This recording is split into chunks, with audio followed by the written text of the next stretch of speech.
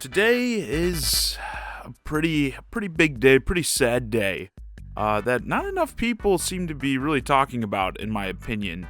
I discussed this way back when it was originally announced, but today the Nintendo Wii Shop is officially closing for good. Meaning as of today, you are no longer able to make any new purchases from the Wii Shop, and soon you will not even be able to download your past purchases that you've made there. Let's just read that old blurb once again.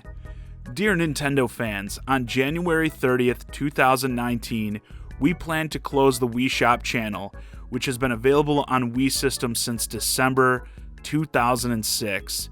We sincerely thank our loyal customers for their support. You can still add Wii points until March 26, 2018, and purchase content on the Wii Shop Channel until January 30th, 2019. In the future, we will be closing all services related to the Wii Shop Channel, including re-downloading purchased WiiWare, Virtual Console titles, and Wii Channel, as well as Wii System Transfer Tool, which transfers data from the Wii to the Wii U system. If you have Wii points you want to spend, content you want to re-download, or content you'd like to transfer from a Wii system to a Wii U system, we recommend you do so while the services are still available. And here we are. It didn't really seem as real when we got this, but it's definitely real today. When we argue the pros and cons of physical versus digital media, this is pretty much the worst case scenario for digital. When you buy your games digitally, you don't really own anything. What you're buying is a license, which is tied to whatever service you bought the game from. And they can at any point take that license from you, like if you breach terms of service or something. And I think that's the thing most people kind of focus on, like, oh, if you do something naughty that you're not supposed to do, they could take your games from you. But this can also be the case if the person providing you with the license closes their service entirely, thus cutting off your access to the games you have those licenses to. And yeah, when that happens, just as we're seeing here, that's it. They're gone, and there's nothing you can do about it. Many want to argue that people like me who still buy physical games whenever possible just do so for nostalgia reasons, which I will say is totally part of it, but the aspect of having something tangible that you can actually hold in your hands goes way beyond nostalgia. The game you're holding in your hands is yours. Now, there are still legal limitations here as well. Obviously, you don't own the rights to the software on that game.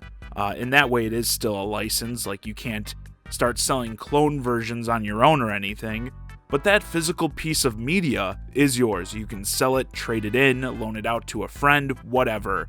And say with Nintendo, if Nintendo, the entire company, were to close down one day, God forbid, and shut down all of their services, you would still have your physical games. Now, I'm not just trying to hate on digital games. I get the upside, especially with a system like the Switch. Digital is a huge plus for on the go, so you're not fumbling with the physical cards. You'll never lose them, which, yeah, you really can't leave a Switch game out loose. Even a vacuum cleaner could probably suck one up. So I don't want to make it seem like I don't see both sides here, but physical, when we're talking long-term, and I know for a lot of you younger kids out there, long-term is 5 years. No, I'm talking decades, like my original SNES games that I still own from decades ago and can pop into the system still today and play them whenever I want.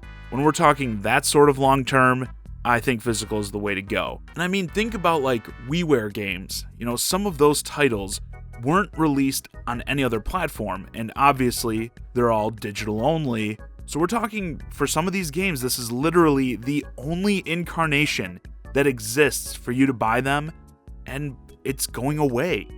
It's some of those games are probably going to just be lost to time for the most part. The few who did play them may have fond memories, may still seek them out, a way to play them again later on, but it's going to be hard, certainly, for anyone to ever discover them. And that's why I feel like stuff like limited run games is so important, putting, even smaller indie games on some sort of physical format so that they can be better preserved. It is important, in my opinion. Digital really needs to evolve more to make me feel any differently. And I do think there is work being done in that area. Microsoft with the Xbox, as much as everyone likes to hate and meme on them, Their backwards compatibility push has made great strides for both physical and digital. I've talked about putting my original Knights of the Old Republic disc from the original Xbox into the Xbox One and playing it. Sure, you're really just doing a disc check and downloading the ROM, but it's still a use for your physical games. And they've brought much of their digital offerings from the 360 era forward to Xbox One. So even if you get cut off, let's say, from the 360 store, you can still play it on the modern hardware. If Nintendo was doing that, if Nintendo was letting me download my Wii Shop, my Wii U eShop games on my Switch, I wouldn't have nearly as much to complain about as I do here. But nevertheless, here we are. But I don't want this whole video to just be me bitching. The Wii Shop was full of great memories, from the new games to the classic games to the unforgettable background music. For many of us, it was our introduction to digital games. I mean, for as much as I'm praising physical and bashing digital, I remember going crazy buying Super Nintendo and N64 games on the Virtual Console.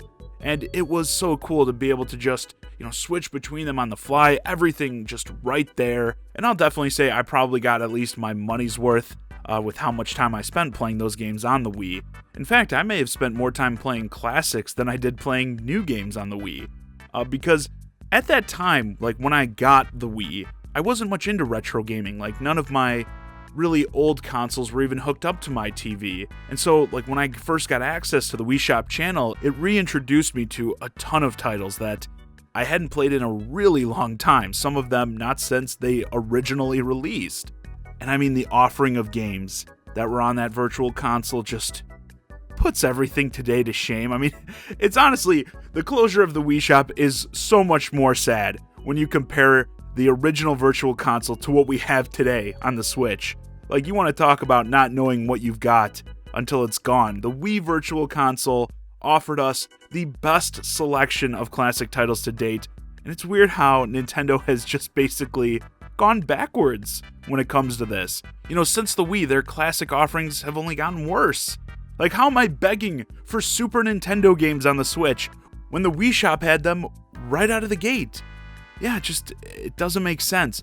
But that is another reason why I think the Wii Shop is going to be so memorable. It was clearly way ahead of its time as far as Nintendo is concerned, and as long as they continue to jerk us around like they currently are, with the abysmal offering of just a few NES games on the Switch, I think it's safe to say the Wii Shop will be greatly missed. And with that, this video's a wrap. Let me know your thoughts on the closure of the Wii Shop in the comments. Does this affect your thoughts on digital game purchases? And what do you think about the classic games it offered then on the Wii compared to what we have now on the Switch?